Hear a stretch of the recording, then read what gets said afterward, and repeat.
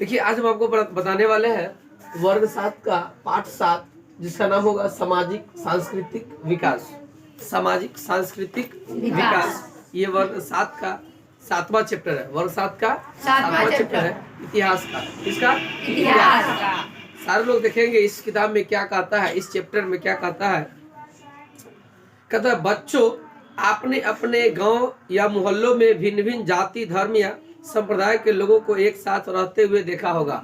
आप लोग अपने गांव में अलग अलग जाति के लोगों को देखे हैं, अलग अलग धर्म के लोगों को देखे हैं। आपके गांव में कोई मुस्लिम भी होंगे, कोई हिंदू भी होंगे, कोई बौद्ध वाले भी होंगे ना। यानी आपके गांव में अलग अलग धर्म के भी लोग हैं और अलग अलग जाति के भी लोग हैं। कोई कोयरी होगा, कोई तेली होगा, कोई दुसाध होगा, कोई चमार होगा, कोई डोम होगा, कोई हलखोर होगा, कोई बनिया होगा, कोई व्यापारी होगा ना। इस तरह से आपके गांव में अलग अलग जाति के भी लोग होंगे जो सब लोग एक साथ रहते हैं। कहता है क्या आप बता सकते हैं कि उनके खान पान, रहन सहन, सोच समझ के स्तर पर कौन कौन सी समानता एवं असमानता है? क्या सबका सोच एक है कि सबका सोच भी अलग अलग है? अलग अलग है। सब अपने अपने धर्मों के बारे में सोचते हैं। आपको यह जानने का प्रयास जरूर करना चाहिए कि ये अलग अलग जाति एवं धर्म के होते हुए भी इतने करीब कैसे आए। यानी ये सबका जाति तो अलग अलग है, लेकिन सब आदमी आप देखते हैं कहीं लड़ाई झगड़ा होगा दूसरे से तो सब लोग मिल करके क्या करते हैं? लड़ाई करते हैं। यानी सबकी सोच क्या हो जाती है? एक हो जाती है। सबकी सोच क्या हो जाती है? अगर मान ले पूरे भारत में अगर अलग अलग जाति के लोग हैं, अलग अलग धर्म के लोग हैं, लेकिन अगर पाकिस्तान से लड़ाई होगा तो सारे लोग अलग अलग हो जाएगा कि मिल जाएगा? मिल जाएगा। आपके गांव में अलग अलग जाति के लोग हैं, अगर दूसरे गांव से अगर लड़ाई होगा तो आपके गांव के सारे लोग एक मिलेंगे कि अलग हो जाएंगे? मिल जाएंगे। आपके गांव के सारे लोग क्या हो जाएंगे? मिल जाएंगे। उसको कहते हैं अनेक में भी क्या हो गए? एक हो गए। अनेक में भी क्या हो गए? यानी अनेकता में एकता। आगे देखिएगा, आपके गांव में किस धर्मों के लोग रहते हैं, धर्म का नाम आपको इसमें लिख लेना है। इसमें आपको क्या लिखना है? धर्मों के नाम, उसमें क्या क्या समानताएं है और असमानता क्या क्या है, आपको इसको होमवर्क कर लेना है। आगे देखिए, इस्लाम का भारतीय संस्कृति से मेल जोल। इस्लाम यानी होता है मुसलमान। इस्लाम माने क्या होता है? उसको भारतीय संस्कृति से मेल जोल कैसे है वो देखिए। कहता है भारत में प्राचीन काल से ही सांस्कृतिक मेल जोल का समृद्ध परंपरा रही है। सांस्कृतिक मेल जोल का समृद्ध परंपरा का मतलब होता है सभी आपस में मिलजुल करके रहे है। कहता है जैसा कि आप वर्ग 6 में पढ़ चुके हैं, आप लोग वर्ग 6 में इसके बारे में अच्छी तरीका से पढ़े हुए हैं। कहता है यहाँ प्राचीन काल में आर्यों, शकों, कुषाणों एवं हुनों आदि का आगमन हुआ। प्राचीन इतिहास में जब आप पढ़िएगा, आप तो 6ठा क्लास में आप लोग पढ़े नहीं ना, तो अब आपको पढ़ने का मौका मिलेगा 12th क्लास में। किस क्लास में? 12th क्लास में। वहाँ आपको देखने को मिलेगा, या कंपटीशन क्लास में फिर आपको देखने को मिलेगा कि भारत के प्राचीन काल में आर्य लोग आए। कौन लोग आए? आर्य। भारत को आर्यावर्त भी कहा जाता है, मालूम है आपको? आर्य लोग आए और उसके वजह से आर्यावर्त हो गया। शक लोग आए, कुषाण लोग आए, हुन लोग आए। ये सब विदेशी थे, ये सब बाहरी के लोग थे। कहता ये सभी बाहरी देशों से भारत में आए। क्वेश्चन कहेगा हुन कहाँ से आए? बाहर से। शक कहाँ से आए? बाहर से। कुषाण कहाँ से आए? बाहर से। कब आए? प्राचीन काल में। कब आए? प्राचीन काल में। ये हाँ, प्राचीन काल में। और यहाँ के रीति रिवाजों को स्वीकार कर यहीं के होकर रह गए। अब हुन, कुषाण, यहूदी, हुन, कुषाण, आर्य, शक, ये सब बाहर से भारत में आए प्राचीन काल में, और यहाँ जब आए तो यहाँ उसको मन लग गया। जब मन लग गया तो यहीं पर रह गए। मन नहीं लगता तो छोड़ के चले जाते, लेकिन मन लग गया तो यहीं पर रह गए। जैसे आप अलग अलग गांव से पढ़ने आते हैं इस कोचिंग में, अगर आपको मन लग जाएगा तो यहाँ रह जाइएगा, नहीं मन लग गया तो फिर छोड़ के दूसरा चले जाएंगे। क्या ऐसा होता है कि नहीं होता है? यही बात है। आगे देखते तो मध्यकाल में कहा, प्राचीन काल में कौन कौन आए? शक आए, हुन आए, कुषाण आए, आर्य आए। आर्य, शक, कुषाण, हुन, ये सब आए और ये सब भारत में ही रह गए। ये प्राचीन काल की बात है। मध्यकाल में कौन कौन आए से देखिए, याद हो गया ना? प्राचीन काल में कौन कौन से आए? आर्य, शक, हुन, कुषाण, ये लोग आए। मध्यकाल में भी देखना है। कहता है मध्यकाल में भारत में आकर बसने वाले सबसे महत्वपूर्ण वर्ग मुसलमानों का था। देखिए मुसलमान भारत में कब आया मालूम है? भारत में मुसलमान नहीं था बाबू। भारत में मुसलमान था? नहीं। मुसलमान भारत में था? नहीं। ये मुसलमान विदेश से भारत में आया है। विदेश से मुसलमान कहाँ आया है? भारत में। कब आया? मध्य काल में। कब आया? मध्य काल में। प्राचीन काल में भी नहीं आया, मध्य काल में आया। कब आया? मध्य काल में। अब अगर आपसे कोई पूछे कि मुसलमान भारत का है, नहीं, ये कहाँ का है? विदेशों का है। ये सब विदेश से भारत में आया है। और इस्लाम धर्म का अभ्युदय अरब प्रायद्वीप में 7वीं सदी में हुआ। देखो, मुसलमान को कहते इस्लाम धर्म। मुसलमान कौन धर्म को मानता है? इस्लाम धर्म। हम लोग हिंदू धर्म को मानते हैं। हम लोग किस धर्म को मानते हैं? हिंदू धर्म। उसी प्रकार से मुसलमान किस धर्म को मानता है? इस्लाम धर्म। मुसलमान किस धर्म को मानते हैं? इस्लाम धर्म। और इसकी उत्पत्ति अरब देशों में हुआ। कहाँ हुआ? अरब देशों में। प्रायद्वीप में 7वीं सदी में हुआ। कौन सदी में? 7वीं सदी में। इसके पूर्व में भी अरबों का भारत के तटवर्ती क्षेत्रों के साथ व्यापारिक संबंध था, और इससे पहले भी अरब के जो व्यापारी था उसका संबंध भारत के साथ था। आगे कहता है जो मुस्लिम अरबों के साथ भी बना रहा, जो मुस्लिम अरब के साथ भी बना रहा। 8वीं शताब्दी के आरंभ में, 8वीं शताब्दी के आरंभ में, 8वीं शताब्दी के आरंभ का मतलब होता है 700 से 799। ध्यान दीजिए इधर सारे लोग। 8वीं शताब्दी का मतलब होता है 700 से 799। उसी बीच में 8वीं शताब्दी का मतलब समझ रहे हैं ना? 8वीं शताब्दी का मतलब 700 से 799। उसी बीच में 712 में आते हैं मोहम्मद बिन कासिम। मोहम्मद बिन कासिम मध्यकालीन इतिहास में 8वीं शताब्दी में 700 से 799 तक चलेगा 8वीं शताब्दी, और उसी बीच कौन आएगा? 712 में मोहम्मद बिन कासिम। मोहम्मद बिन कासिम के नेतृत्व में सिंध एवं दक्षिण पश्चिम पंजाब में अरबों का शासन स्थापित हुआ। तो ये मोहम्मद बिन कासिम कहाँ से आया था? अरब से। कहाँ से आया था? अरब से। तो अगर आपसे कोई क्वेश्चन पूछे कि मध्यकाल में सबसे पहले कहाँ के लोग आए थे? अरब के लोग आए थे। कहाँ के लोग आए थे? नाम उसका था मोहम्मद बिन कासिम। देखिए 8वीं शताब्दी, 8वीं शताब्दी का मतलब होता है 700 से 799। 8वीं शताब्दी का मतलब होता है 700 से 799। इसी बीच में अरब से, कहाँ से? कहाँ से? 712, लगभग 712। कौन आता है? मोहम्मद बिन कासिम। देखिए मोहम्मद बिन कासिम यह मात्र 17 साल का छोरा था। क्या साल का? 17 साल का। भारत में आता है, आतंक मचा देता है, और यही एक ऐसा आदमी है जो भारत में मुसलमान धर्म को लाता है। भारत में मुसलमान धर्म को लाने वाला कौन? भारत में मुसलमान धर्म को लाने वाला कौन? कब आया यह? 700। कहाँ का था यह? कहाँ से आया था? किस शताब्दी में?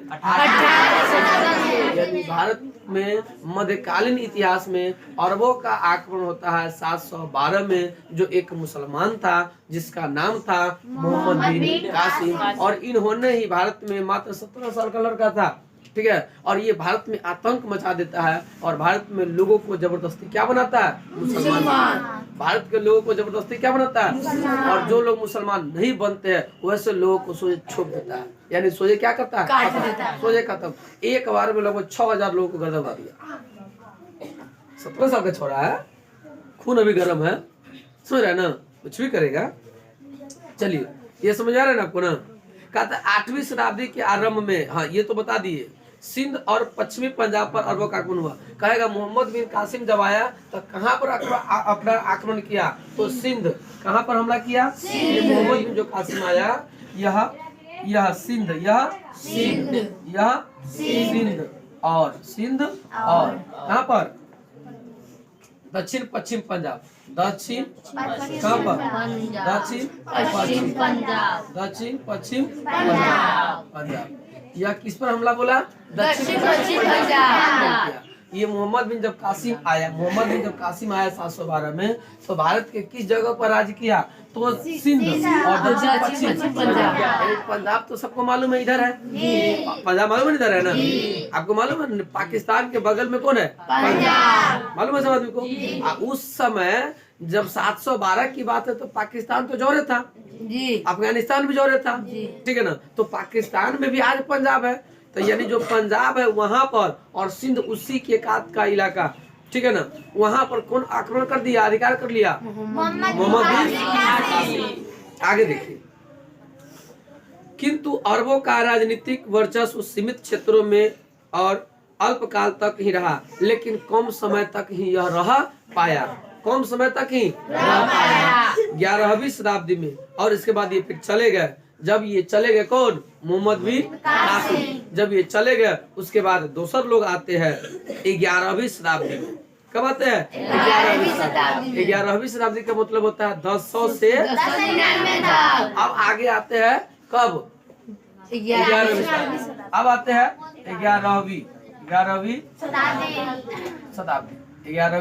शताब्दी 11वीं शताब्दी में 11वीं शताब्दी का पहले मतलब समझिए। 11वीं शताब्दी का मतलब होता है 1000 से 10 हो गया ना, 1000 से 1099। और इस समय कौन आता है मालूम है आपको? इस समय आता है कौन? इस समय आता है आपको गजनबी महमूद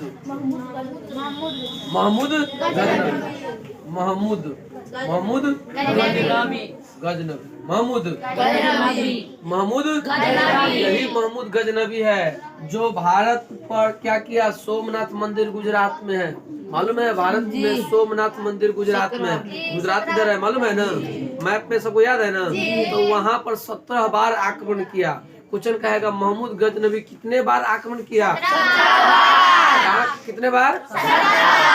17 बार आक्रमण किया। आगे देखिए 11वीं गजनी के शासक, ये महमूद गजनबी कौन था? गजनी के शासक। कहाँ के? गजनी का शासक। गजनी का शासक का नाम था महमूद गजनबी। गजनी का शासक महमूद गजनी का शासक कौन था? महमूद गजनबी। और ये कहेगा क्वेश्चन कि महमूद गजनबी भारत पर कब आक्रमण किया? 11वीं शताब्दी में। कब आक्रमण किया? भारत को कितने बार लूटा? कहता है पश्चिमोत्तर सीमांत के रास्ते सैनिक अभियान की श्रृंखला आरंभ की गई। इन अभियानों का मुख्य उद्देश्य भारत का धन लूटना था। यानी महमूद गजनबी का मुख्य उद्देश्य क्या था? महमूद गजनबी का मुख्य उद्देश्य क्या था? भारत चलो धन लूटेंगे और यहाँ से चल देंगे। जैसे अभी गाँव घर में डकैत को देखते हैं ना, चोर को देखते हैं ना, चोर डकैत का मुख्य उद्देश्य होता है जाना है, चोरी करना है, फिर वहां से भाग जाना है कि उसे घर में राज करना है। राज करने जाता है कि चोरी करके भागने के लिए जाता है। उसी प्रकार से ये एक लुटेरा बन करके आया था। महमूद गजनबी क्या था? लुटेरा था। महमूद गजनबी क्या था? लुटेरा। यह भारत में आया, भारत से धन संपत्ति लूटेगा, फिर यहाँ से भागेगा। परंतु इनका एक परोक्ष परिणाम यह हुआ कि पंजाब के क्षेत्र में तुर्की की सत्ता स्थापित हुई और लाहौर की नगर उनकी राजधानी बनी। यानी मोहम्मद गजनबी ने अपनी राजधानी कहाँ बनाया? लाहौर। कहाँ बनाया? लाहौर। राजनीतिक नियंत्रण का और भी अधिक विस्तार 12वीं सदी के अंत तक हुआ। अब इसके बाद आता है 12वीं शताब्दी। 11वीं शताब्दी के बाद कौन आएगा? 12वीं शताब्दी। कौन आएगा? 11वीं शताब्दी के बाद। अब देखिए 12वीं शताब्दी में क्या होता है? 12वीं शताब्दी का मतलब होता है 1100 से लेकर 1100 से 1100 और इस बीच में आपको आते हैं, कहता है 12वीं सदी के अंत तक हुआ मोहम्मद गौरी। अब कौन आता है? मोहम्मद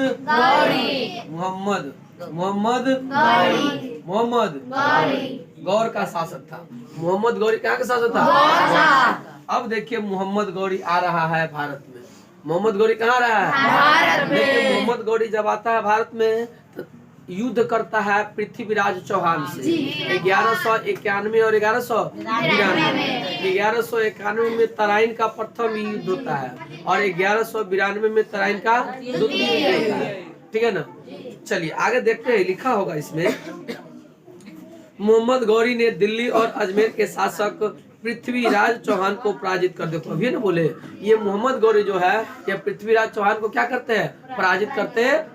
मोहम्मद गौरी किसको पराजित करते हैं, पृथ्वीराज चौहान को पराजित करते हैं। किसको पराजित करते हैं, पृथ्वीराज चौहान को पराजित करते हैं। ऊपर से रुकना है। देखिए मोहम्मद गौरी जब आते हैं 11वीं शताब्दी में, कब 11वीं शताब्दी में मोहम्मद गौरी 1191 में जब आते हैं तो ये क्या करते हैं, पृथ्वीराज चौहान, ये पृथ्वीराज चौहान दिल्ली और अजमेर के शासक, पृथ्वीराज चौहान दिल्ली और अजमेर का क्या था, शासक, उसको क्या करते हैं, पराजित कर अपना राजनीतिक प्रभुत्व उत्तर भारत के मैदानी क्षेत्रों में स्थापित किया। यहाँ पर समझना इस बात को है कि दिल्ली, कहाँ का, दिल्ली और अजमेर, दिल्ली और अजमेर, देखो अजमेर राजस्थान में पड़ता है। दिल्ली और अजमेर का शासक, दिल्ली और अजमेर का शासक कौन था मालूम है आपको, पृथ्वीराज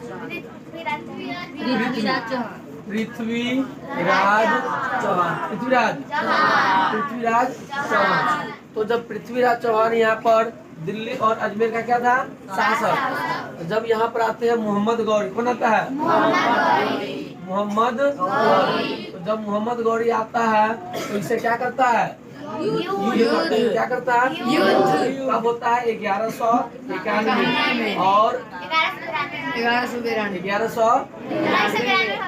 1192 युद्ध करते हैं। क्या करते हैं, 1191 और 1192 में मोहम्मद गौरी और पृथ्वीराज चौहान के बीच में क्या होता है, 1191 और 1192 में मोहम्मद गौरी और पृथ्वीराज चौहान के बीच में क्या होता है, देखिए इसमें कौन जीतता है कौन हारता है हम आपको बता देते हैं। 1191 में जब युद्ध होता है ना, जब 1191 में इस दोनों में युद्ध होता है, तराइन का प्रथम युद्ध, और इसका नाम क्या है, ये दोनों युद्ध जब होता है, दोनों युद्ध का नाम है तराइन। क्या नाम है, तराइन का युद्ध, तराइन का युद्ध। तो कहेगा तराइन का प्रथम युद्ध 1191, तराइन का द्वितीय युद्ध, याद रहेगा ना, तराइन का प्रथम युद्ध 1100, तराइन का द्वितीय युद्ध 1100। तो कहेगा तराइन का युद्ध किसके किसके बीच में हुआ, मोहम्मद गौरी और पृथ्वीराज। तराइन का प्रथम युद्ध किसके किसके बीच में हुआ, मोहम्मद गौरी और पृथ्वीराज चौहान के। अब कहेगा ये मोहम्मद गौरी भारत में कब आया, 11वीं शताब्दी में कि 12वीं शताब्दी में, 12वीं शताब्दी में, किस शताब्दी में, क्योंकि ये 12वीं शताब्दी है।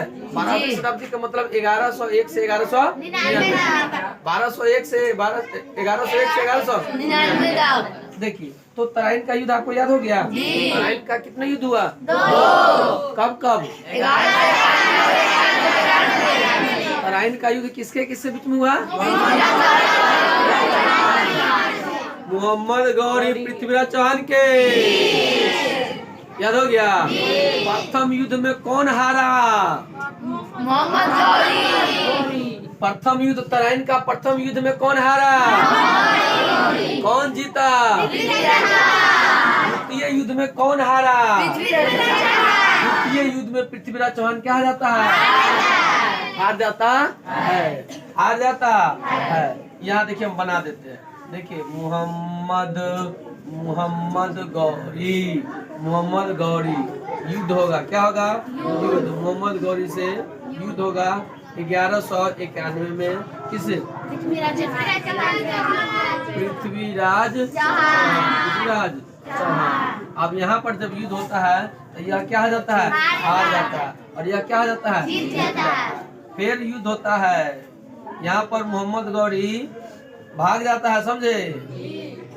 देखिए फिर युद्ध होता है, फिर क्या होता है, युद्ध होता है 1192 में पृथ्वीराज चौहान। यहाँ पर कुछ कहानी है, समझे पहले। एक बार जब मोहम्मद गौरी जब हमला करता है पृथ्वीराज चौहान से के पर 1191 में, तो उसमें पृथ्वीराज चौहान क्या आ जाते हैं, जीत जाते हैं और इसको बंदी बना लिया जाता है। तो अब ये मोहम्मद गौरी कहता है कि मैं भारत की ओर कभी आंख उठाकर भी नहीं देखूंगा, लेकिन कुछ लोग यहाँ फिर से उसको उस्का देता है किसको, मोहम्मद गौरी, और ये फिर चढ़ बढ़ करके एकदम हिम्मत बना करके फिर आता है किसके ऊपर हमला करने के लिए। हालांकि मोहम्मद गौरी को पृथ्वीराज चौहान कई बार हराया था, ठीक है ना, लेकिन ये एगो होता है ना हरामी थुथुर, सुने है ना, हरामी थुथुर, ये मोहम्मद गौरी थुथुर था, हरामी था, सुने ना। मुसलमान सब वैसे ये बहुत हरामी थुथुर होता है, ठीक है ना, तो ये तो मुसलमान है, ठीक है ना।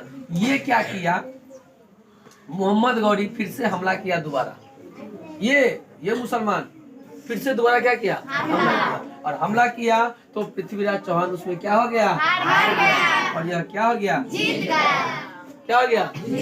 अब यहीं पर पृथ्वीराज चौहान को क्या कर लिया जाता है, बंदी बना लिया जाता है। क्या बना लिया जाता है, बंदी। आपको मालूम होना चाहिए पृथ्वीराज चौहान को क्या आता था मालूम है, शब्द भेदी बाण चलाने आता था। क्या चलाने आता था, शब्द भेदी।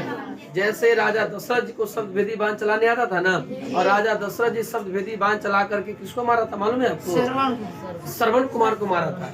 और श्रवण कुमार के मम्मी पापा ने राजा दशरथ जी को क्या दे दिए थे, श्राप दे दिए थे कि जिस प्रकार से मैं अपने बेटे को देखे बिना तरफ तरफ के मर रहा हूँ ना, उसी प्रकार से तुम भी अपने बेटे को देखे बिना तरफ तरफ के क्या कर जाएगा, मर जाएगा, ठीक है ना। राम जी को भी शब्द भेदी बाण चलाने आता था, और भी बहुत लोगों को शब्द भेदी बाण चलाने आता था, ठीक है ना। उसी में एक ये पृथ्वीराज चौहान भी है, इसको भी शब्द भेदी बाण चलाने, ठीक है ना। यानी शब्द भेदी का मतलब होता है कि तू कहीं भी कहे न बोलो, तुम्हारे आवाज को सुनकर के अगर हम यहाँ से क्या चलाएंगे, धनुष चलाएंगे, तीर चलाएंगे, तो वो किसको लगेगा, तुम्ही को लगेगा, चाहे तुम कहीं से बोलो, इससे कोई फर्क पड़ने वाला नहीं। खाली आवाज सुनकर के जो तीर चलाता है उसको कहते हैं शब्द भेदी, शब्द भेदी बाण। आगे कहानी आएगा, हम आपको आगे कहानी कहेंगे। चलिए आगे देखते हैं। कहता है पृथ्वीराज चौहान को पराजित कर अपना राजनीतिक प्रभुत्व उत्तर भारत के मैदानी क्षेत्रों में स्थापित किया। उत्तर भारत का मतलब तो आप सभी आदमी जानते ही है बढ़िया से। कर्क रेखा से उत्तर के भारत को क्या कहते हैं, कर्क रेखा से उत्तर वाले भारत, कर्क रेखा से उत्तर के भारत को क्या कहते हैं, भारत कहते हैं। कहता है 13वीं सदी के आरंभ में, अब देखिए 13वीं शताब्दी आएगा, यानी 12वीं शताब्दी जब जाएगा तो कौन शताब्दी आएगा, कौन शताब्दी आएगा, 13वीं। और 13वीं शताब्दी का मतलब समझ रहे हैं ना, 1201 से लेकर के 1200। 13वीं शताब्दी कब से कब तक होगा, 1201 से 1399। 13वीं शताब्दी का मतलब क्या होगा, 1201 से। अब देखिए 13वीं शताब्दी में क्या होता है। अब 13वीं शताब्दी में चल करके मोहम्मद गौरी का क्या हो जाएगा, मृत्यु। मोहम्मद गौरी का क्या हो जाएगा, मृत्यु। अब देखिए 13वीं शताब्दी, सब लोग समझिए, 13वीं शताब्दी, 13वीं शताब्दी। 13वीं शताब्दी का मतलब होता है 1200 से लेकर के 1200। 13वीं शताब्दी का मतलब हुआ 1200 से लेकर 1200। और इसमें क्या होता है समझिए। कहता है सदी के आरंभ में पंजाब, पंजाब समझ रहे हैं ना, पंजाब है वही पंजाब जो अभी पाकिस्तान के क्या है, बॉर्डर पर है।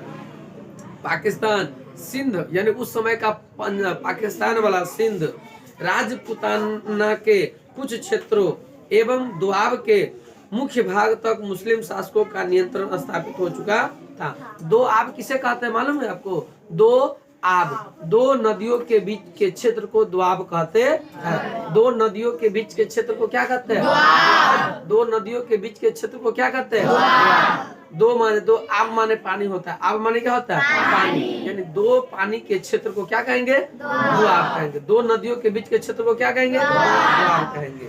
आगे चलिए, अब यहाँ पर हो गया किसका शासन, मोहम्मद गौरी का। किसका शासन हो गया, तो मोहम्मद गौरी का शासन भारत में किसको हराकर हुआ, भारत में मोहम्मद गौरी का शासन किसको हराकर हुआ, पृथ्वीराज। अब चलिए 13वीं शताब्दी में। कहता है 13वीं शताब्दी का मतलब होता है 12वीं शताब्दी, 1200 से 1200। और 13वीं शताब्दी के शुरू में, यानी कहने का मतलब 1206। देखिए 1206 लगले है कि बाद में है, लगले ना है, 1200 के बाद लगले ना, कुछ दूर के बाद ना है, यानी शुरुआत में, आरंभ में, प्रारंभ में यानी 13वीं शताब्दी के प्रारंभ में, 13वीं शताब्दी के प्रारंभ में, आरंभ में ही 1206 में दिल्ली सल्तनत की स्थापना हुआ। 1206 में क्या हुआ? स्थापना। दिल्ली सल्तनत।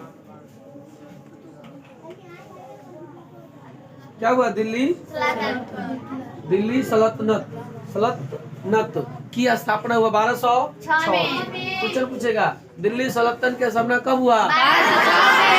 1206। और 1206 में क्या होता है? मोहम्मद गौरी की मृत्यु हो जाती है। 1206 में मोहम्मद गौरी क्या आ जाती है? और दिल्ली सल्तनत की स्थापना कब होती है? आगे देखिएगा, याद रहेगा ना। दिल्ली सल्तनत की स्थापना कब होती है? वही 1206 में दिल्ली सल्तनत की स्थापना होती है। और दिल्ली सल्तनत कब तक चलेगा मालूम है आपको? 1206 से लेकर के 1526 तक दिल्ली सल्तनत चलेगा। 1206 से लेकर के 1526 तक। इस बीच में कितने वंश आएंगे? 5 वंश आएंगे। कितने वंश आएंगे? 5। इस बीच का वंश होगा 5 वंश, यानी 1206 से 1526 तक कितने में कितने आएगा? कुल 5 वंश। कुल कितने वंश आएंगे? 5 वंश। गुलाम वंश, खिलजी वंश, तुगलक वंश, सैयद वंश, लोधी वंश। कितने वंश आएंगे? 5 वंश आएगा। आगे देखते हैं इसमें क्या लिखा है, हम आगे कल चले। क्या देखिए इस किताब में आपको क्या कहता है। कहता इस अवधि अर्थात 8वीं सदी से 12वीं सदी में इस्लामी जगत के साथ भारत के संबंध बौद्धिक एवं आध्यात्मिक स्तर पर बने। यानी यहाँ पर देखने वाली बात यह है कि 8वीं शताब्दी से लेकर के 12वीं शताब्दी तक अभी तक कुल 3 लोग भारत में आए। कितने लोग आए? 3। एगो आए थे मोहम्मद बिन कासिम, एगो आए थे महमूद गजनवी, और एगो आए थे मोहम्मद गौरी। कितने लोग आए? 3। एगो आए थे मोहम्मद बिन कासिम, एगो महमूद गजनवी, और एगो मोहम्मद गौरी। कितने लोग आए? 3 लोग आए। कितने लोग आए? 3 लोग आए। और ये तीनों मुसलमान ही थे। तीनों क्या थे? तीनों क्या थे? मुसलमान ही थे। कहता है महमूद के समकालीन मध्य एशियाई विद्वान अल बिरूनी ने हिंदुओं के धर्म विज्ञान और सामाजिक जीवन से संबंधित अपनी सुप्रसिद्ध रचना किताब उल हिंद लिखी। देखिए महमूद गजनवी जब आया था ना, ध्यान सुनिएगा यहाँ पर। महमूद गजनवी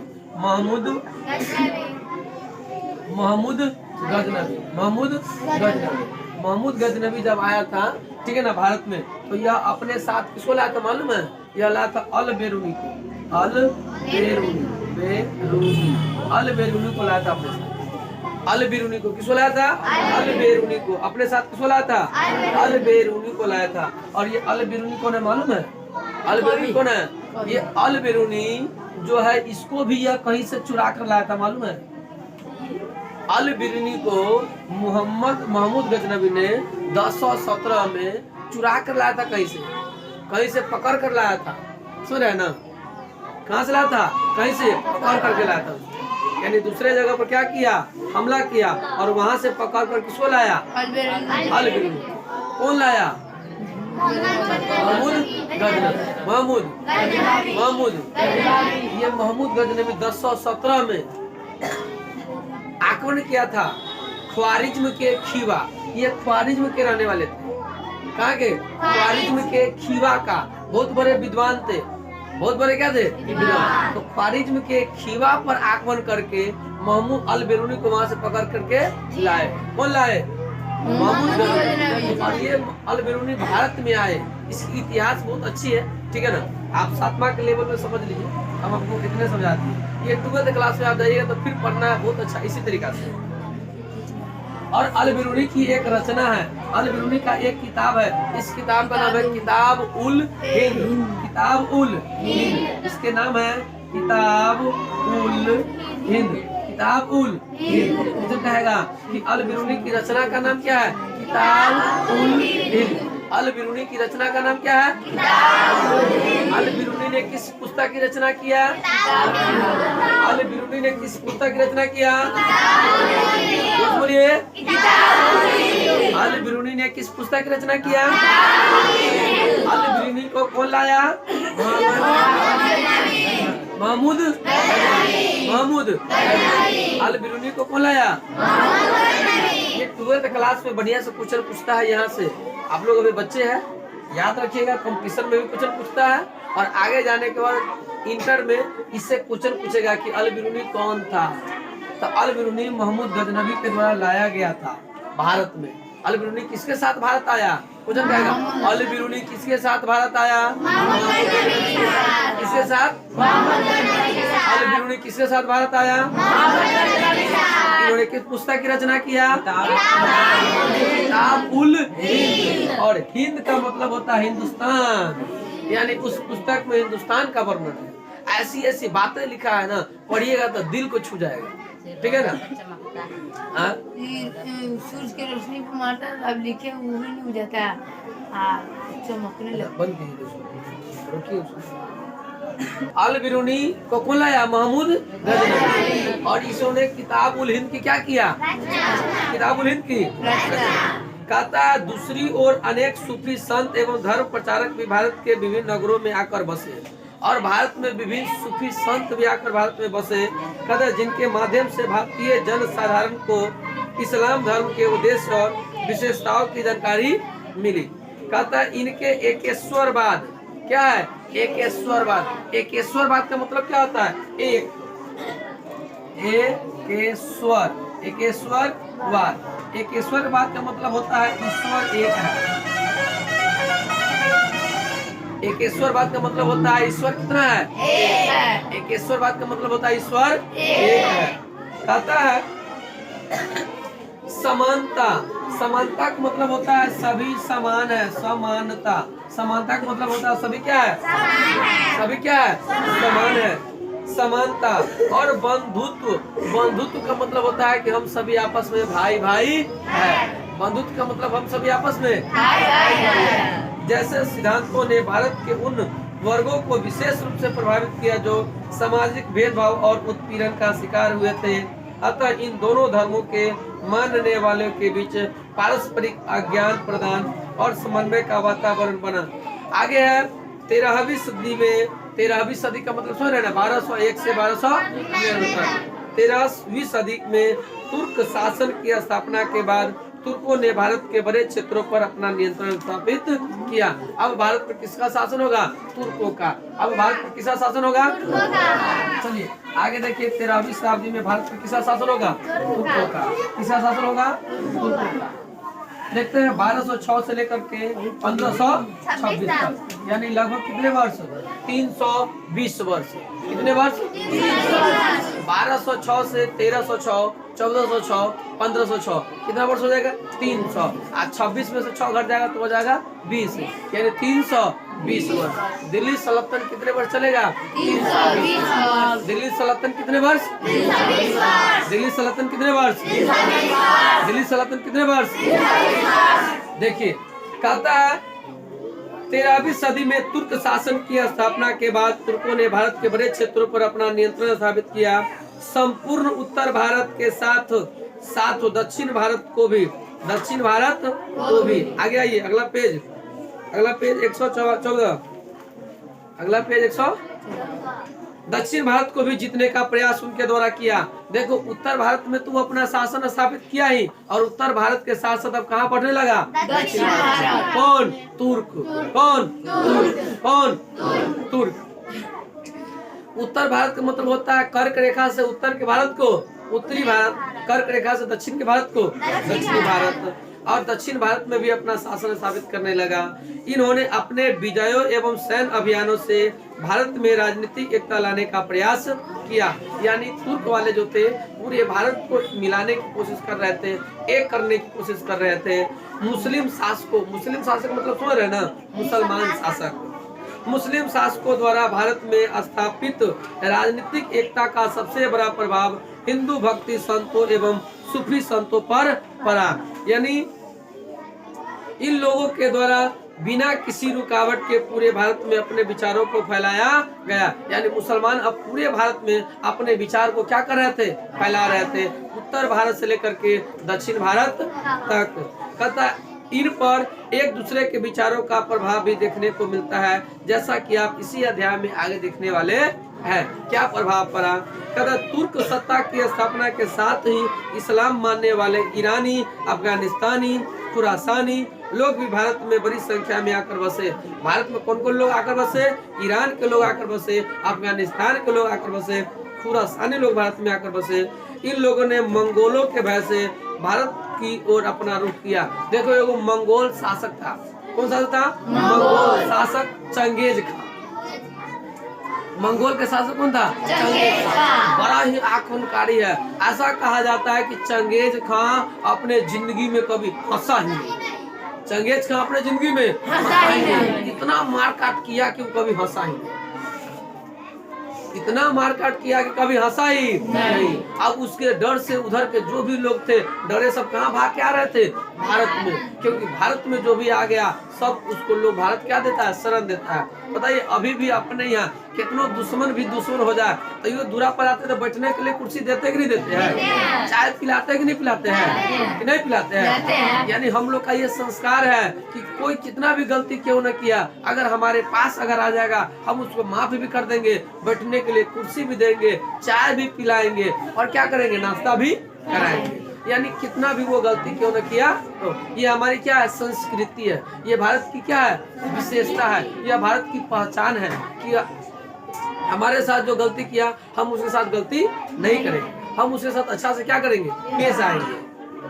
आगे देखिए, कहता तुर्क के राजनीतिक प्रभुत्व की स्थापना के 300-400 बाद, 300-400 साल बाद, यानी तुर्क शासन की स्थापना के 300-400 वर्ष बाद मुगल काल आया। आपको मालूम है मुगल काल कब आता है?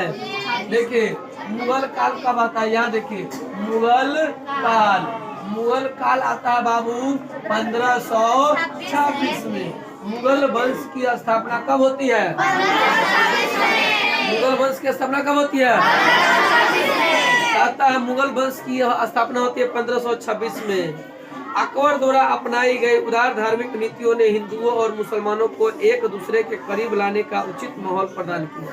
देखिए मुगल वंश यानी मुगल काल को ही मुगल वंश कहते हैं। मुगल वंश की स्थापना होती है 1526 में और इस वंश की स्थापना कौन करता है मालूम है?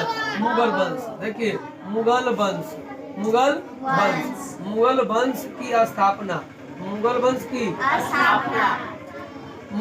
की स्थापना 1526 में। 1526 में कौन करता है? अकबर। बाबर में करता है। कौन करता है? बाबर का पोता था अकबर। अकबर कौन था? बाबर का पोता। अकबर कौन था? बाबर का। तो भारत में मुगल वंश की स्थापना 1526 में कौन करते हैं? कौन करते हैं? कहता है हालांकि इन नीतियों को बाद के शासकों ने पूर्णतः नहीं अपनाया। तो देखो इसी का बाबर का ही बेटा हुमायूं का बेटा अकबर का बेटा जहांगीर के बेटा शाहजहां के बेटा औरंगजेब। ये मुगल वंश के सब थे राजा। तो अकबर जो थे ये बहुत अच्छे धार्मिक नीति चलाए। क्या चलाया? धार्मिक नीति। यानी अकबर धर्म पर चलते थे, इतना अच्छे धर्म पर चलते थे, इतना अच्छा राजा था, मुसलमान था, ब्राह्मणों से ब्याह कर लेता था, राजपूतों से ब्याह कर लेता था, गुयारों से ब्याह कर लेता था। यानी जिस जाति से उसको काम लेना उस सब जाति से क्या कर लेता था? शादी कर लेता था। अब समझो ससुरा कैसा राजा था अकबर। कहता है कि बड़ा निम्न राजा था। निम्न राजा है तो एगो से ब्याह हो के सबसे, तो राजा हो के 75 गो से ब्याह करेगा तब प्रजा का से करेगा? समझ रहा है ना? हाँ, यानी इतना तैयो कहता निम्न राजा था धर्म को लेकर। चलिए आगे देखते हैं आगे की बात। आगे कहा क्या आप जानते हैं बिहार में तुर्कों की सत्ता के पहले ही सूफियों का आगमन हो चुका था। मनेर में आकर बसने वाले इमाम ताज फकीह बिहार के पहले सूफी संत थे। पूछन कहेगा बिहार के पहले सूफी संत कौन थे? ताज फकीह बिहार के पहले सूफी संत। याद रखिएगा बिहार के पहले सूफी संत कौन थे? ताज फकीह। कौन है? ताज